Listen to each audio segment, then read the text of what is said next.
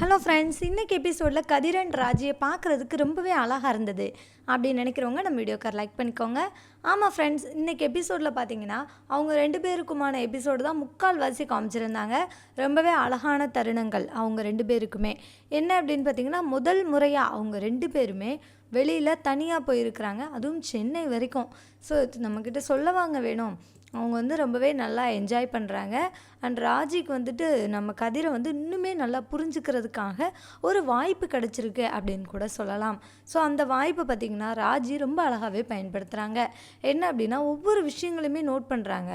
இப்போது அவர் தனக்காக என்னென்ன விஷயங்கள் பண்ணுறாரு, அதாவது ராஜிக்காக அவர் என்னென்ன சாக்ரிஃபைஸ் பண்ணுறாரு, எந்த அளவுக்கு கஷ்டப்படுறாரு அப்படின்ற அத்தனையுமே ராஜி ரொம்ப அழகாக நோட் பண்ணுறாங்க. ஸோ நோட் பண்ணிவிட்டு அவங்க என்ன பண்ணுறாங்க அப்படின்னு பார்த்திங்கன்னா, நமக்காக இவ்வளோ கஷ்டப்படுறானே, இதுக்கப்புறம் நம்ம இவனை கஷ்டப்படவே விடக்கூடாது அப்படின்னு சொல்லிட்டு அவங்க ரொம்பவே யோசிக்கிறாங்க. ஸோ இது இப்படி போய்கிட்டு இருக்குதுங்க. இன்றைக்கி எபிசோட் ஸ்டார்டிங்லேருந்து என்ன நடந்தது அப்படின்னு சொல்லிட்டு இந்த வீடியோவில் பார்க்கலாம். இன்றைக்கி எபிசோடில் நடந்த முக்கியமான விஷயங்கள் என்னென்ன அப்படின்னு சொல்லிட்டு உங்களுக்கே ரொம்ப நல்லாவே தெரிஞ்சிருக்கும். இன்றைக்கி எபிசோடில் நடந்த முக்கியமான விஷயம் கதிர் அண்ட் ராஜி மட்டும்தாங்க. 2 பேரோட பேரையும் காமிச்சிருந்தாங்க.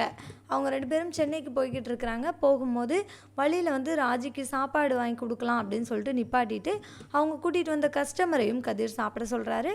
அப்போ ராஜி தனக்கு சாப்பாடு வேண்டாம் அப்படின்ற மாதிரி சொல்லிடுறாங்க. அப்போ கதிரை நீங்கள் போய் சாப்பிட்டு வாங்க அப்படின்ற மாதிரி சொல்கிறாங்க. அதற்கு கதிர் போகிறாரு. ஆனால் போயிட்டு அவங்கள தனியாக நிற்க வச்சுட்டு போகிறதுக்கு அவருக்கு மனம் வரல. ஸோ அதனால் சாப்பாடு எதுவுமே வாங்காமல் கொஞ்சம் ஸ்நாக்ஸ் மட்டும் வாங்கிட்டு என்ன பண்ணிடுறாரு, பழையபடியும் வந்துடுறாரு. இல்லை எனக்கு அந்தளவுக்கு பசிக்கலை அப்படின்ற மாதிரி சொல்லிவிட்டு என்ன பண்ணிடுறாரு, நான் இதையே சாப்பிட்டுக்கிறேன் அப்படின்னு சொல்லிட்டு அவங்க கூட நிற்கிறாரு. அப்போ இவங்க என்ன நினைக்கிறாங்க அப்படின்னா, நான் சாப்பிட்லன்னா நீயும் சாப்பிட்லையா அப்படின்ற மாதிரி கேட்குறாங்க. அப்படியெல்லாம் ஒன்றும் இல்லையே அப்படின்ற மாதிரி சொல்லி சமாளிக்கிறாரு. ஸோ இப்போது அந்த கஸ்டமர் இருக்கார் இல்லையா, அவர் கேட்குறாரு, இது சாப்பிட்டிங்களா அப்படின்ற மாதிரி கதிர் கேட்டோடனே அந்த கஸ்டமர் சொல்லிடுறாரு, நல்லா சாப்பிட்டேன். இந்த கடையில் இட்லி சும்மா சொல்லக்கூடாது, மல்லிகைப்பூ மாதிரி சூப்பராக இருந்தது, நல்ல ஹோட்டலுக்கு கூட்டிகிட்டு வந்திருக்கப்பா, சுட சுட கொண்டு கொடுத்தாங்க அப்படின்ற மாதிரி சொன்னோடனே ராஜி கதிரை பார்க்குறாங்க. இவன் நம்மக்கிட்ட என்ன சொன்னான், இவன் நம்மக்கிட்ட ஒன்று சொன்னான், பட் இன்னொன்று நடந்திருக்குது அப்படின்ற மாதிரி சொல்லிட்டு அவங்க சிரிக்கிறாங்க. ஸோ இப்போ ராஜிக்கு எல்லாமே புரிஞ்சிருச்சு, நம்ம சாப்பிடல அப்படின்றதுனால மட்டும்தான் அவன் என்ன பண்ணலை, சாப்பிடலை அப்படின்னு சொல்லிட்டு. ஸோ இது அவங்களுக்கு ஒரு வகையில் சந்தோஷமாகவும் இருக்குது. தனக்காக தன்னுடைய ஹஸ்பண்ட் இந்த அளவுக்கு யோசிக்கிறாரு அப்படின்னு சொல்லிட்டு அவங்களுக்கு ரொம்பவே பெருமையாக தான் இருக்குது, சந்தோஷமும் படுறாங்க. ஸோ இது இப்படி போய்கிட்டு இருக்க இன்னொரு பக்கம் என்ன நடக்குது அப்படின்னா, நம்ம இது நைட்டு ட்ராவல் பண்ணிக்கிட்டு இருக்காங்க. அப்போ ராஜிக்கு தூக்கம் வருது. ஆனால் அவங்க என்ன பண்ணுறாங்க, அவன் தூங்காமல் கார் ஓட்டுறானே அப்படின்னு சொல்லிட்டு தன்னுடைய தூக்கத்தை கண்ட்ரோல் பண்ணிக்கிட்டே வராங்க. அவங்களால ஒரு கட்டத்துக்கு மேலே கண்ட்ரோல் பண்ண முடியல, தூங்கி வலிகிறாங்க. அப்போ நீ தூங்கு அப்படின்ற மாதிரி அவர் எவ்வளவோ சொல்கிறாரு. பட் ராஜி வீராப்பா இல்லை, நான் தூங்க மாட்டேன் அப்படின்னு சொல்லிகிட்டே இருக்காங்க. பட் ஃபைனலாக 4 மணிக்கு வரைக்கும் அவங்களால முழிச்சிருக்க முடிஞ்சது. அதற்கப்புறம் என்ன பண்ணிட்டாங்க, அப்படியே கண்ணை மூடி படுத்துட்டாங்க. ஸோ இப்போ மார்னிங் விடிஞ்சிருது, அவங்க ட்ராப் பண்ண வேண்டிய இடமும் வந்துருச்சு. ஸோ இப்போ கதிர் என்ன பண்ணுறாரு, இறங்கி கஸ்டமர்கிட்ட பேசிகிட்டு இருக்காரு. பேசிவிட்டு அவங்க நீங்கள் ரொம்ப நல்லா பொறுமையாக கூட்டிகிட்டு வந்தப்பா, ரொம்ப தேங்க்ஸ் அப்படின்னு சொல்லிட்டு அவர் கொஞ்சம் அமௌண்ட்டும் கொடுக்குறாரு. எனக்கு இங்கே ஒரு முக்கியமான மீட்டிங் இருக்குது, அந்த மீட்டிங் முடிச்சுட்டு நான் உனக்கு கால் பண்ணுறேன், அப்போ நீ என்னை பிக்கப் பண்ணிவிட்டு போனால் போதும் அப்படின்ற மாதிரி சொன்னோன்னே ஓகே, இப்போ இவங்களுக்கான டைம் ஆரம்பிச்சிருச்சு. இப்போ இவங்க என்ன பண்ணுறாங்க அப்படின்னா, வா ராஜி, நான் ஒரு ஹோட்டல் புக் பண்ணியிருக்கேன் ரூம், அங்கே போகலாம் அப்படின்ற மாதிரி சொல்லி கூப்பிட்றாரு.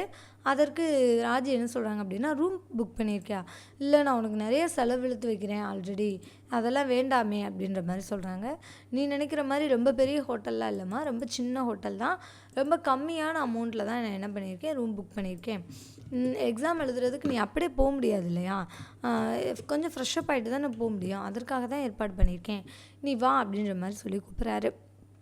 சரின்னு சொல்லிட்டு ராஜியும் அவர் கூட கிளம்புறாங்க. சரியா ஓகே, அப்போனா போகலாம் அப்படின்னு சொல்லிட்டு கிளம்புறாங்க. போகிற வழியில் ஒரு கடையில் நிப்பாட்டி பேஸ்ட்டு, ப்ரஷ்ஷு, இவங்களுக்கு டீ, இந்த மாதிரி எல்லாமே வாங்குறாரு. அதையும் ராஜி ரொம்ப ரசித்து பார்த்துட்ருக்காங்க. ஒவ்வொரு விஷயத்தையும் பார்த்து செய்கிற இப்படி ஒரு மனுஷனா அப்படின்னு சொல்லிட்டு அவங்களுக்கு ரொம்பவே வியப்பாக இருக்குது. ஓகே, இது இப்படி நடந்து முடிய ரூமுக்கு போகிறாங்க. ரூமுக்கு போனோடனே ராஜி ரூமை பார்த்துட்டு, நீ சொன்ன அளவுக்குலாம் ரூம் ஒன்றும் மோசமாக இல்லை, நல்லா தான் இருக்குது அப்படின்ற மாதிரி சொல்கிறாங்க. சரி அப்படின்ற மாதிரி சொல்லிடுறாரு. இப்போது இதற்கப்புறம் என்ன நடக்குது அப்படின்னா, நம்ம ராஜி வந்து கிளம்பலாம் அப்படின்னு சொல்லிட்டு வெயிட் பண்ணுறாங்க. அதற்கு கதிர் சொல்கிறாரு, நான் வெளியில் இருக்கிறேன், நீ வந்து ரெடியாகு, நீ ரெடியாகிட்டு வந்ததுக்கப்புறம் நான் ரெடியாகிக்கிறேன் அப்படின்ற மாதிரி சொல்லிடுறாரு. சரின்னு சொல்லிவிட்டு இவங்களும் என்ன பண்ணுறாங்க, ரெடி ஆகிறதுக்கு உள்ளே இருக்கிறாங்க. அப்போ இவர் கிளம்புறாரு. நீ ஒன்றும் பயப்பட வேண்டாம், நான் ஒன்றும் ஏதோ ஒரு ஹோட்டல்லலாம் விட்டுட்டு போகல, நல்ல ஒரு ஹோட்டல் தான், நல்ல சேஃப்டியான ஹோட்டல் தான், நீ எதற்கும் பயப்படாமல் இரு அப்படின்ற மாதிரி சொல்லி விட்டுட்டு அவர் பாட்டுக்கு வெளியில் போயிடுறாரு. ஸோ ஓகே, இப்போ வந்து ராஜி என்ன பண்ணுறாங்க, வெயிட் பண்ணிக்கிட்டு இருக்கிறாங்க. அவங்களுக்கு வந்து ஓகே, இப்போ வந்து இவர் மேலே ஒரு முழுமையான நம்பிக்கை இருக்குதுன்றதுனால ரொம்பவும் ஹாப்பியாக இருக்கிறாங்க நம்ம ராஜி. ஓகே, இப்படி போய்கிட்டு இருக்க இன்னொரு பக்கம் என்ன நடக்குது அப்படின்னா, இங்கே மார்னிங் விடிஞ்சிருது இல்லையா, நம்ம ஜீவா வந்து வாக்கிங் போயிருக்கிறாரு. அதே மாதிரி சக்திவேலும் குமாரவேலும் வாக்கிங்க்கு வந்திருக்காங்க. ஸோ வாக்கிங்க்கு வந்த இடத்துல அவங்க யாரை பார்க்குறாங்க அப்படின்னு பார்த்தீங்கன்னா, செந்திலை பார்க்குறாங்க. செந்தில் தான் முதல்ல அவங்கள பார்க்குறாரு. பார்த்துட்டு அவர் வந்து இவங்களை சும்மாவே விடக்கூடாது அப்படின்னு சொல்லிட்டு போய் சண்டைக்கு போகிறாரு. எதற்காக அப்படின்னு பார்த்தீங்கன்னா, அவர் வந்து மீனா கிட்ட மிரட்டல் விட்டுருக்காரு இல்லையா, அதற்காக போய் சண்டை போடுறாரு. என்ன நீ தேவையில்லாத வேலை பார்த்துட்ருக்க, என் பொண்டாட்டிக்கிட்ட ஆஃபீஸில் போய் சண்டை போட்டியாம்ல, அவள் ஆஃபீஸ்க்கு எதுக்கு போனேன் அப்படின்ற மாதிரி சொன்னோன்னே, அது கவர்மெண்ட் ஆஃபீஸ்ப்பா, யார் வேணாலும் போகலாம் அப்படின்ற மாதிரி சொன்னோன்னே, கவர்மெண்ட் ஆஃபீஸ்க்கு கவர்மெண்ட் வேலையாக போகலாம், அடுத்த ஆளை மிரட்டுற வேலையாக போகக்கூடாது அப்படின்னு சொல்லிட்டு சண்டை போடுறாரு.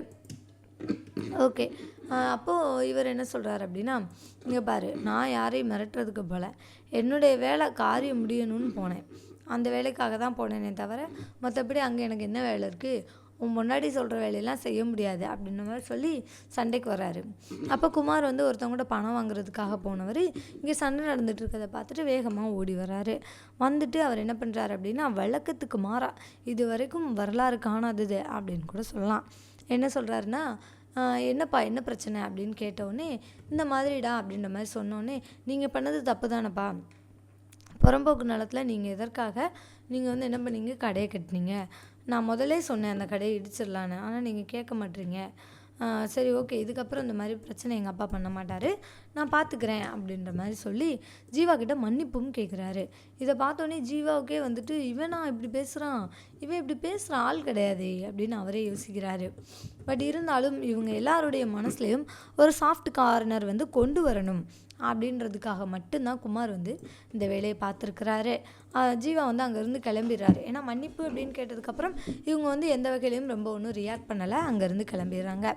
அப்போ என்ன நடக்குது அப்படின்னா, சக்திவேல் வந்து போனதுக்கப்புறம் கேட்குறாரு, என்னடா நீ இப்போ என்ன புதுசாக அந்த பக்கம் கட்சி மாறுற அப்படின்ற மாதிரி சொன்னோன்னே, இல்லைப்பா நான் எதுக்கு பண்ணேன்றது உங்களுக்கு புரியலை, அதாவது நம்ம அரசி பின்னால் நான் எவ்வளவோ சுற்றிட்டேன், ஆனால் அவள் வந்து கொஞ்சம் கூட மசியவே மாட்றா, ஏன்னா என் மேலே கெட்ட பேர், நான் வந்து கெட்டவன் அப்படின்றது அவள் மனசில் ஆழமாக பதிஞ்சிருக்குது, அதை வந்து நான் நீக்கணும் அப்படின்னா இப்போ வந்து அவங்க குடும்பத்தில் இருக்கிற ஒவ்வொருத்தர்கிட்டையா நான் என்ன பண்ணணும், நல்ல பேர் வாங்கணும், அப்படி வாங்கினா மட்டும்தான் அவன் மனசில் நான் கொஞ்சமாவது இடம் பிடிக்க முடியும், அதுக்கு தான் நான் அதை பண்ணியிருக்கேன் அப்படின்ற மாதிரி சொன்னோன்னே, சூப்பர் ராம், அவனே நல்லா யோசிச்சிருக்கேன், ஆனால் நிஜமாகவே அவளை காதலிக்க எதுவும் ஆரம்பிச்சிடாத அப்படின்ற மாதிரி சொன்னோன்னே, அதுக்கெல்லாம் வாய்ப்பே இல்லை அப்படின்ற மாதிரி சொல்கிறாரு.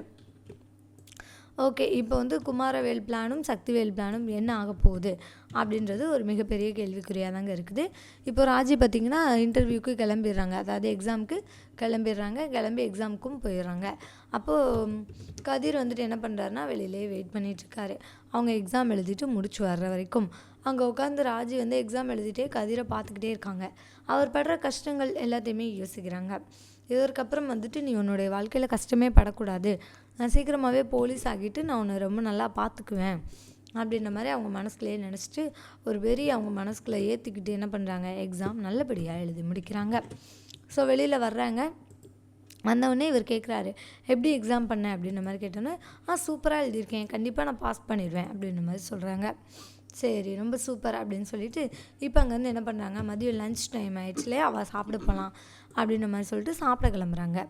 அப்போது சாப்பிட்ற இடத்துக்கு போனோடனே அவர் கதிர் வந்து காசை பார்க்குறாரு, கொஞ்சம் கம்மியாக இருக்குது, என்னடா இது, நம்ம திரும்ப போகும்போது டீசலுக்கு வேறு காசு வேணுமே, கொஞ்சம் கம்மியாக இருக்குது, சரி ஓகே அப்படின்னு சொல்லிட்டு ராஜிக்கு அவங்க கேட்குறத வாங்கி கொடுத்துட்டு இவருக்கு வந்து 2 புரோட்டா மட்டும் சொல்லிவிட்டு என்ன பண்ணுறாரு, சாப்பிட ஆரம்பிக்கிறாரு.